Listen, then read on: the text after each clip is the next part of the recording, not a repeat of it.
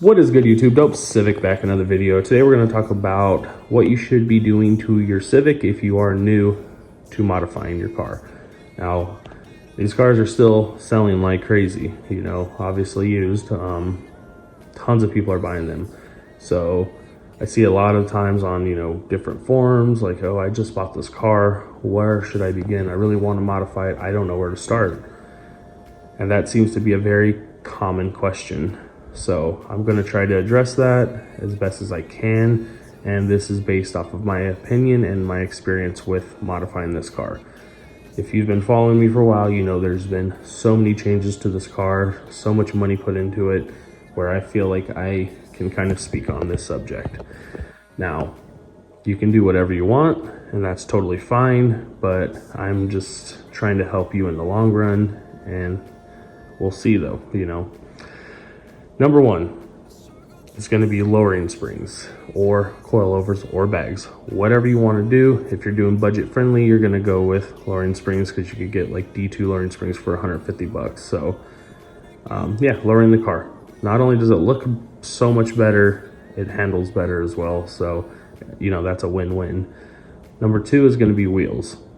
Now, you don't have to go buy $3,000+ wheels. You don't have to go buy real wheels. That doesn't matter. You don't have to buy anything that you don't want, obviously.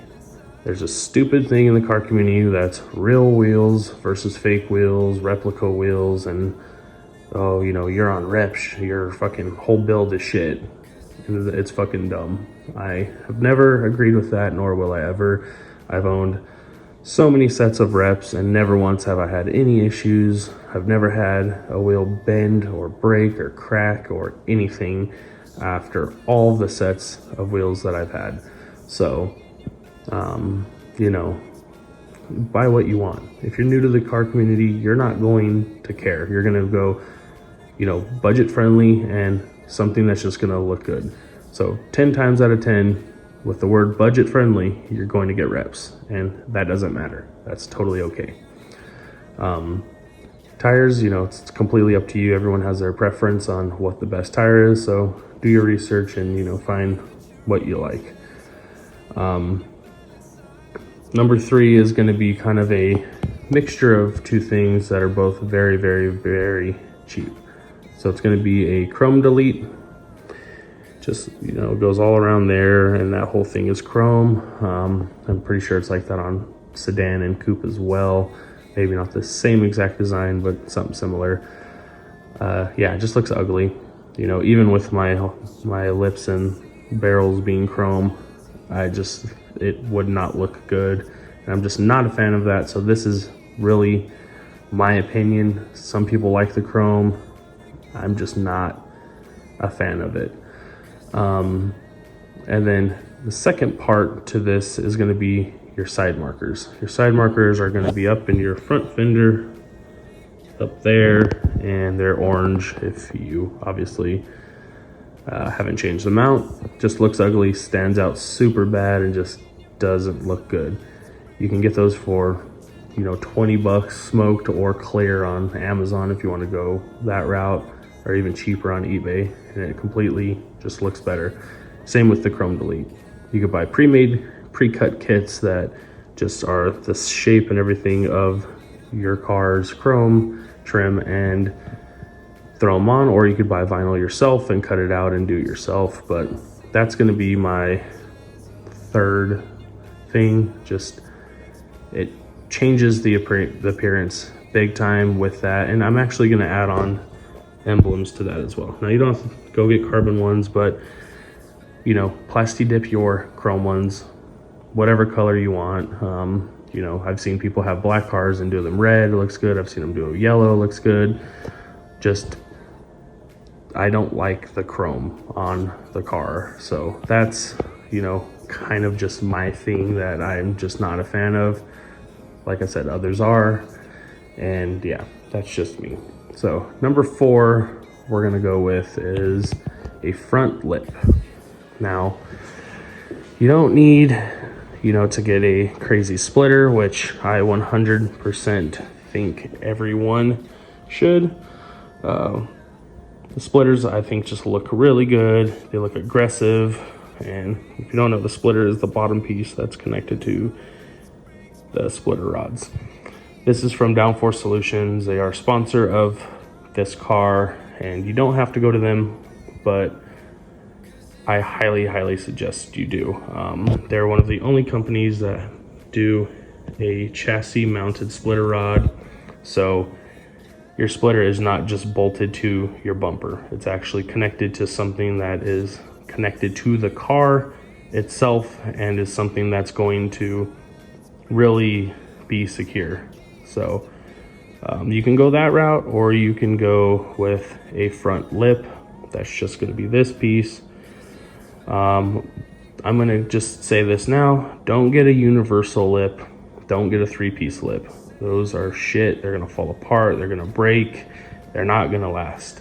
If you're going to get a lip, get, this is like a Type R style. It's a 1-piece lip, but they have many different styles of 1-piece lips. 1-piece lips are the best for the car, period. But yeah, so I'm also going to throw in, the side skirts. These are just ones from eBay that I got for like $100. They just make the car look lower as well. Like when I'm aired out, those are sitting on the ground. Canards also from Downforce Solutions. And then I'll show you guys the rear diffuser as well. So this bottom piece right here is also from Downforce Solutions. I get asked so much about my Aero, like all the time. And so that is all from Downforce Solutions. I'm gonna see if I can get you guys like a little promo code or something like that, because the amount of people asking me about it is crazy. And I've had this on here for 3-4 years, no issues at all. Like, it's still just as clean as the day I got it. No, doesn't move, no rattling, nothing. Super secure, and always has been a pleasure to work with them. So if you are in the need of Aero, whether you have a 10th gen Civic or pretty much any car, they make carbon fiber Aero as well, and they make custom as well. So look them up if you are interested in any sort of Aero, and they will they'll get you right. They can ship it to you as well as install it for you if you live in Southern California. So totally my people that I go to. But my 5th and final thing is going to be a spoiler. So let's rewind a little bit. You're now lowered, you have wheels, you've done the chrome delete, you've done, your side markers, you have a front lip on, maybe you even did a full Aero kit. Now, if you have this is kind of strictly for hatchbacks, in my opinion. I just love this spoiler, man. It just completely just changed the whole car from the rear of it. Man, I just really love it. So I am against putting a Type R spoiler on a non-Type R. I have actually had a Type R spoiler on, and I took it off, a couple months after getting it on. I did not like it. I didn't know what I was doing. The car was new. I just got it. I was like, oh, I want a spoiler. And I just did very little research and found the Type R spoiler. And I know why people go with a Type R spoiler, because you can get it paint matched, shipped to your door for $50 off of eBay. And I understand. But us that have been in the car community, we all make fun of that. But like I said, it's your build, do what you want. This is just my opinion. And I know a lot of people who have put Type R spoilers on their car and have regretted it and taken them off. This is a full carbon one from Racing Bees, and absolutely love it. They make carbon ones, they make just black ones, but there's a ton of different spoilers you can get for your 10th gen Civic. Even a little duckbill, you get a little duckbill that comes off the back for like $50-$60, gloss black on eBay. It comes with the tape already ready to go. Looks so good. I've actually been thinking about throwing one on just to do it, to be honest, but we'll see. There's the Mugen style wing, which is a little bit different. I had it like, I was one of the first people to have it on the 10th gen hatchback. Looks cool, but I got over it pretty quickly. And there's tons of different spoilers for this car. Just please stay away from the Typar spoiler, especially if you have a sedan or coupe. Those look just terrible. You could kind of get away with it on the hatch, but still not a big fan of how that looks. But like I said, this is all based off of my opinion. This is, you don't have to do this at all, obviously. This is my car. This is what I've done to it. This is how I like it, and I'm actually really happy with how it looks. Obviously there's more things that I want to do, but it's with time. I'm not in the rush to go and get anything crazy for it right now. I know you guys enjoy the installs, and I enjoy making install videos, but there's just not anything I'm really like after.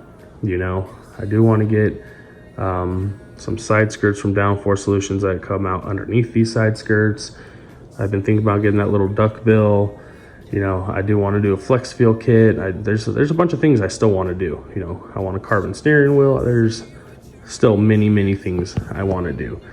I also want to redo the whole trunk because I want to just make it look better. But with time that comes. I am gonna be making more videos like this because it seems like you guys enjoy this. But that's gonna be it for today's video, guys. Appreciate all the love and support as always. Trying to get to 1,000 subs. I'm at like 430 right now. So end of the year goal is 1,000, and we'll see though. Appreciate everything as always, guys. And if you want me to talk about anything specific or show you anything specific on the car, please let me know. As always, peace.